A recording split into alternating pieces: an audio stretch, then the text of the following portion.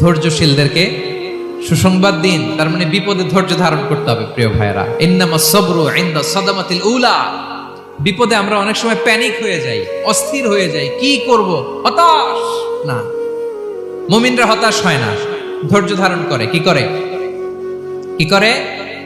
ধৈর্য ধারণ করার শক্তি দাও গো মেহেরবান আমায়, দাও গো মেহেরবান। পড়েন, ধৈর্য ধারণ করার শক্তি দাও গো মেহেরবান আমায়, দাও গো মেহেরবান। সবাই বলুন একসাথে, ধৈর্য ধারণ করার শক্তি দাও গো মেহেরবান আমায়, দাও গো মেহেরবান।